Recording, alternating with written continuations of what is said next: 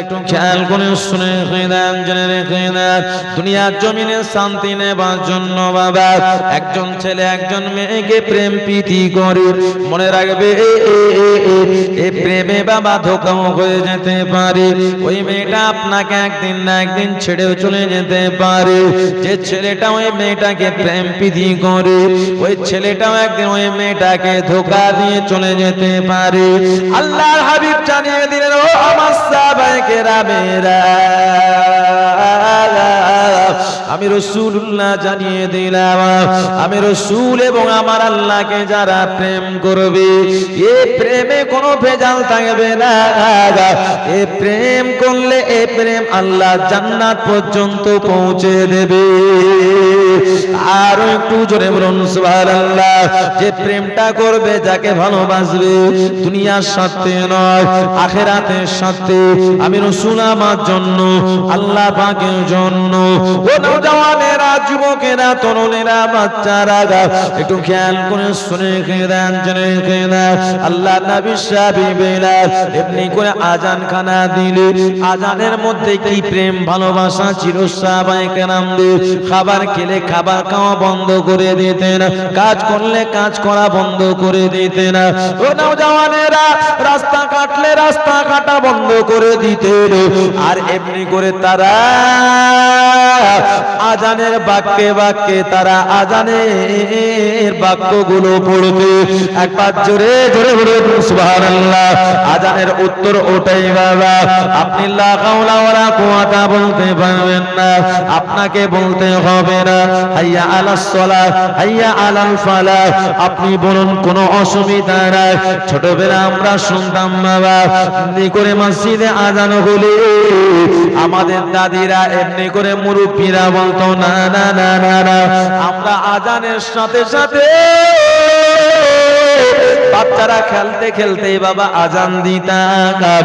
কিন্তু তখন আমাদের বাধা দিয়েছে, কারণ ওরা জানতো না, কারণ ওই সময় আজানের সাথে আজান দিলে আমার আল্লাহ খুশি হয়ে যায়।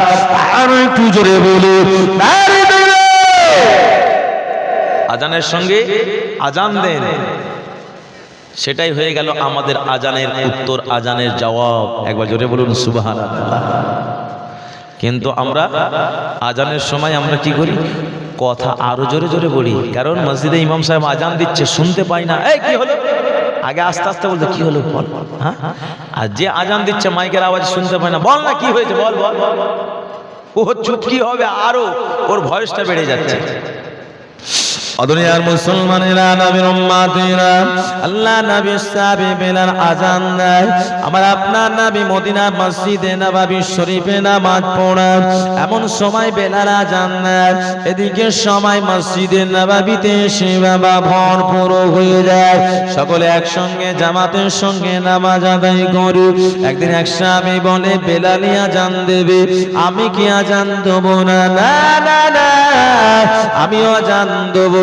এমন সময় বাবা ওই ব্যক্তিটা সারা রাত জেগে জেগে মসজিদে নববী শরীফে ফজরের আজান খানা দিয়ে দেন। আর যে আজান দিয়েছে বাবা, সময়ের কোনো পরিবর্তন হয় না। বেলাল আজান দিলে সময়ের পরিবর্তন হতো, বেলাল আজান দিলে মানুষের ঘুম নিদ্রাটা ভেঙে যেত। এমন সময় বাবা দেখা যায় বেলাল আজান দিলে সুবহে সাদিকের আভাসটা আসতো। আর এমনি করে দেখা যায় বেলাল আজান দিলে সমস্ত বান্দাগণের ঘুমখানা ভেঙে যায়। কিন্তু ওই সাহাবী আজান দিয়েছে, কারো ঘুম ভাঙে না, সময়ের পরিবর্তন হয় না। এদিকে দেখা যায় হযরত জিবরাইল আলাইহিস সালাতুস সালাম আল্লাহ নবীর দরবারে চলে আসে, ইয়া রাসূলুল্লাহ, হাবিবাল্লাহ, সময়ের দিক দেখেন, কারণ মদিনা মসজিদে কি আজান হয় না? আল্লাহ নবী বললেন, হ্যাঁ হ্যাঁ হ্যাঁ, মদিনার মসজিদে তো আজান হয়েছে, হুজুর বেলালকে আজান দেন না। বেলাল আজান না দিলে সময়ের পরিবর্তন হবে না, হবে না। আর বেলাল আজান না দিলে কারো ঘুমও ভাঙবে না। বেলাল আজান দেয়নি, কারণ বেলাল আজান দিলে বেলালের আজান আল্লাহ পাকের আরশ পর্যন্ত পৌঁছে যায়।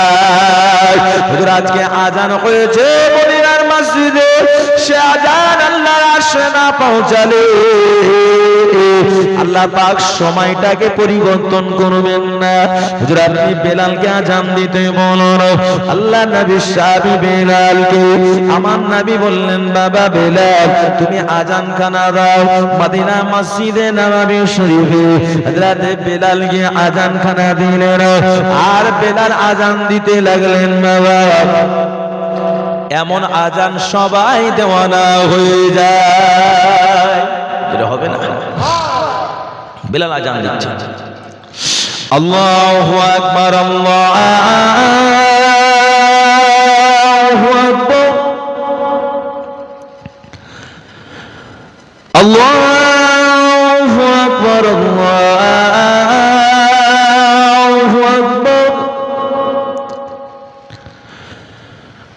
আশহাদু আন লা ইলাহা ইল্লাল্লাহ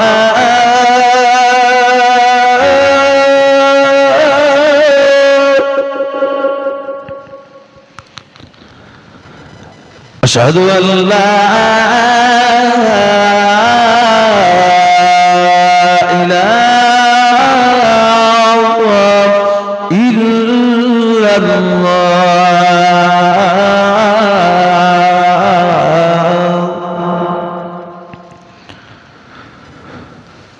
أشهد أن محمد رسول الله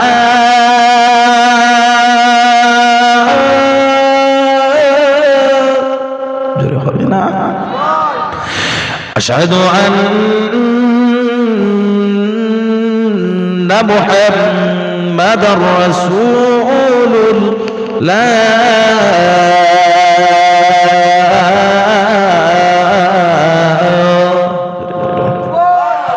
জিবরিল চলে আসলেন, জিবরাইল আলাইহিস সালাম সাথে সাথে বেলাল আজান দিয়েছে, সাথে সাথে জিবরাইল নবী পাকের কাছে চলে এসেছেন। একবার জোরে বলুন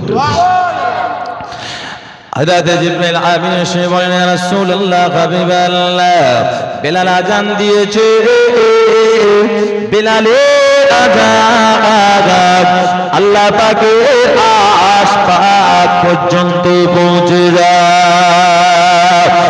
আর বেলালের আজানে কি তাসির, এই বেলালের আজানে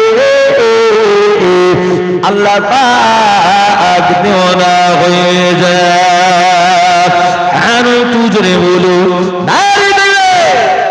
আল্লাহ বেলাল আজান দিয়েছে, ইয়া রাসূলুল্লাহ হাবিবাল্লাহ বেলালের আজানে আমার আল্লাহ দেওয়ানা হয়ে গিয়েছে। এবার জোরে বলুন জন্ম আমার নবীর যুগে